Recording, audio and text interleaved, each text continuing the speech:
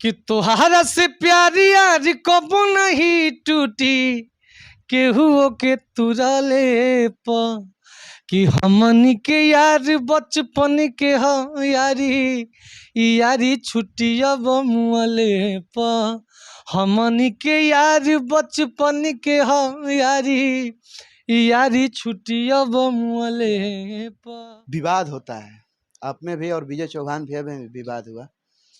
Power star trending star में भी विवाद था, यानी पवन सिंह और खेसारी लाल यादव जी में। पवन सिंह और खेसारी लाल यादव को मिलाने के लिए रवि किशन जी आए एक माध्यम बन के, वो मिला दिए, विवाद खत्म हो गया। आपको मिलाने के लिए कौन है कि ये आपके ही दिमाग में ख्याल आया कि झुंड में सियार लेके घेरा तारे शेर के कि मन पर भेंट बाबू पिछला रे भेर के तो कहतनी कि सुधार लाऊ चलिया में यारे चलिया में कि खाली कुकुर लेखा भोकता रे गलिया में कि हम बोला तनिया कबो बलिया में कि रंगदारी ढोकी जाई तोरा नलिया में कि हम बोला तनिया कबो पूछेंगे आपसे, बलिया में। क्या लगता है कि वो आश्वासन दिए हैं तो खड़े उतरेंगे? क्योंकि आप ही बोले हैं कि लोग कहते कुछ और रहे हैं लेकिन करते कुछ और। अरे कि लाल फूल नीला फूल फूले फूल लाल फूल नीला फूल फूले फूल माल हमार बिया वेरी ब्यूटीफुल कि गाल रसगुल्ला नियन बा गुलगुल गाल रसगुल्ला नियन बा गुलगुल कि मोर मलिया बिया ब्यूटी। बड़े बड़े लोग को भी ये समझना चाहिए कि अगर गीत आ रहा है तो अपने साथ जैसे मैनेजर रखते हैं, जैसे एथी रखते हैं, एक गीत के लिए भी एक आदमी रखिए कि ये गीत सर्च कीजिए कि ये गीत किसका है किसका नहीं, ये नया मैटर है कि पुराना मैटर। इस करने के लिए एक लड़का पूरी इंडस्ट्री में हर बार नया लकीर खींचने वाले सनी पांडे जी अभी हमारे साथ हैं। हम इसलिए बोल रहे हैं कि नया लकीर खींचने वाले, क्योंकि दोस्ती गाना आप लोग सुने होंगे और सुनते होंगे अभी भी, क्योंकि दोस्ती गाना काफी ज्यादा ट्रेंड कर रहा है और ट्रेंड करता था।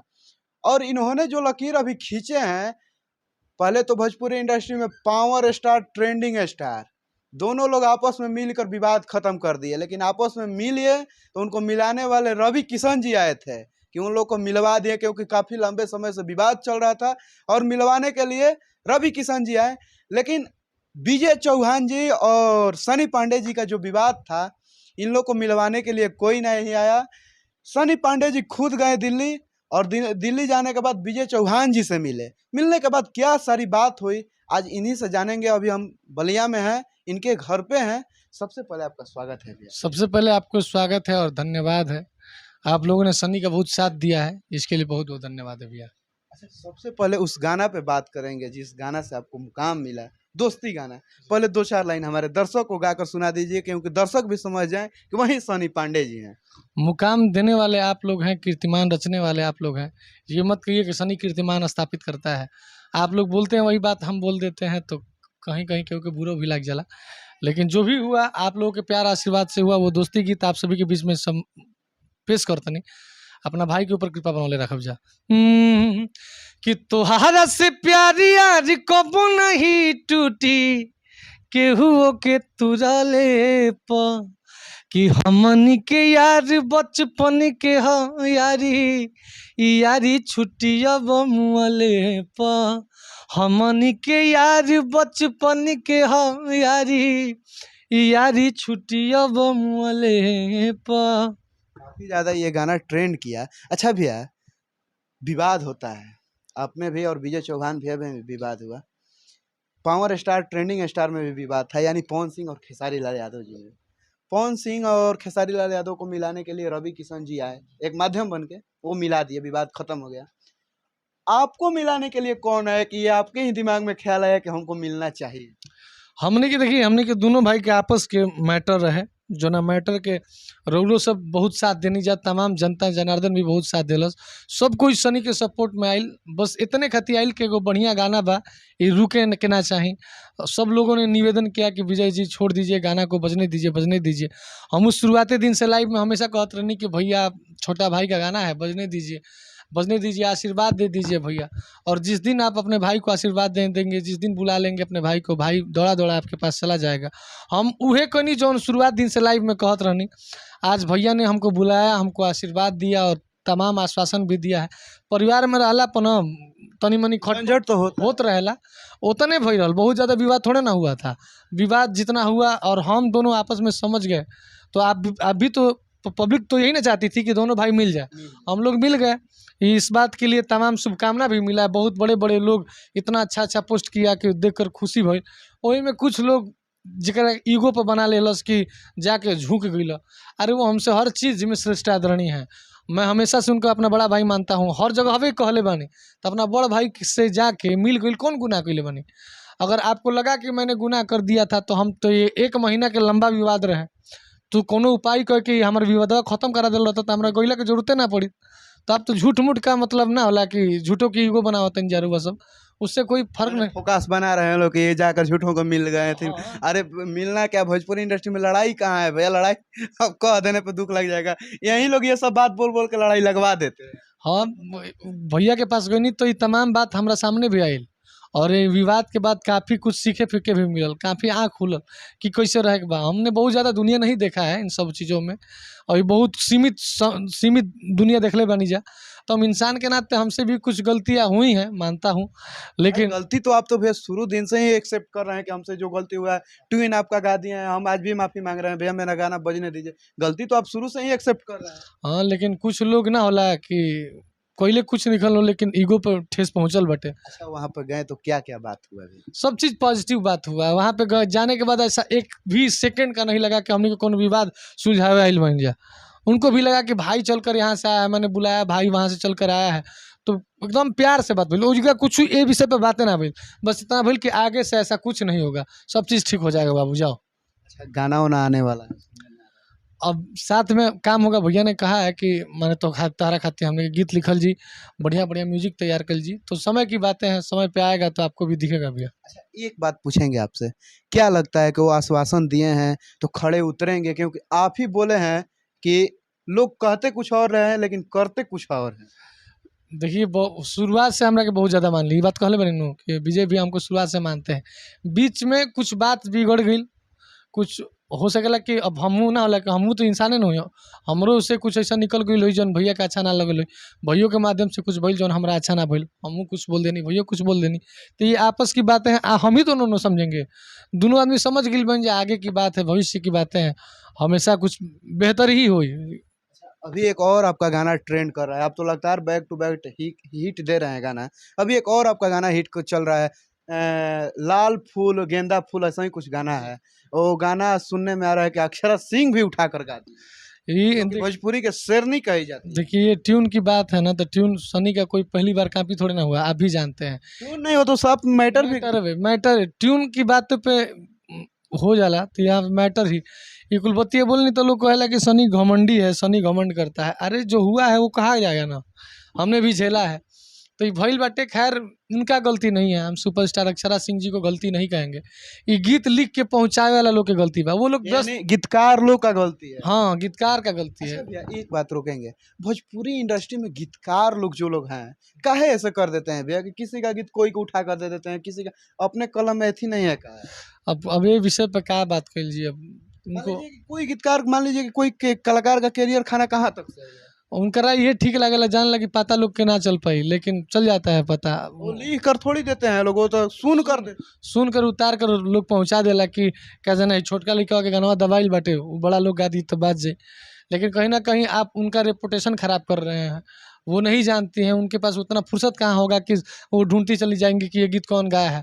आप दिए, अच्छा लगा, वो लोग गा दिया। लेकिन एक बात है भैया, बड़े बड़े लोग को भी ये समझना चाहिए कि अगर गीत आ रहा है तो अपने साथ जैसे मैनेजर रखते हैं, जैसे एथी रखते हैं, एक गीत के लिए भी एक आदमी रखिए कि ये गीत सर्च कीजिए कि ये गीत किसका है किसका नहीं, ये नया मैटर है कि पुराना मैटर, इस करने के लिए एक लड़का को रखना चाहिए। जी जी जी बिल्कुल, लेकिन लोग नहीं ना बताता है।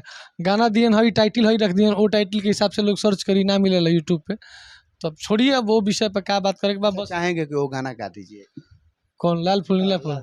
चलिए, अभी ट्रेंड बिल्कुल, बहुत देखने में आया कि आप फ्लाइट में भी चढ़े थे, तो फ्लाइट में भी आप इस गाना पे रील बनाए थे। हमनी के मेहनत दिन रात करत रहेला आदमी कोनो तरीका से अपन गीत के प्रमोशन करे खातिर।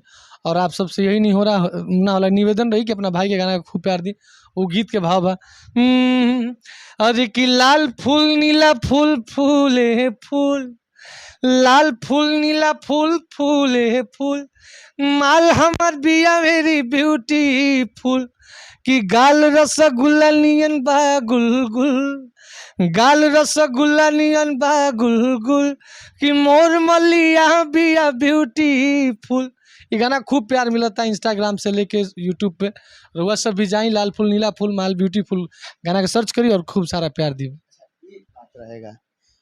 फिर कब दर्शक को उस प्रकार का गीत सुनने को मिलेगा जो कि दोस्ती टाइप पे गाना गाए थे? फिर कब तक ऐसा गाना सुनने को मिलेगा? देखिए हमने के जौन प्रयास हुई यूनिक प्रयास रही, जौन प्रयास रही एगो नया चीज आई। और देखिए हाल ही में पिछला देवी गीत हमार जेबा जन्मौले गाना अब ट्रेंड करे लगल बा। नवरात्र आइल बाटे, सबसे निहोरा रही कि जेबा जन्मौले उस गाना का तो हम भी फैन है जो कि आप गाना गाए थे कि हमारा पर कृपा तने रखियो बनौले में, वो भी गाना चाहेंगे कि एक लाइन गाए? वो गाना नवरात्र आइल बा, नवरात्र स्पेशल रहल हटे, वो माँ बाप खातिर गीत गावल गेल बटे।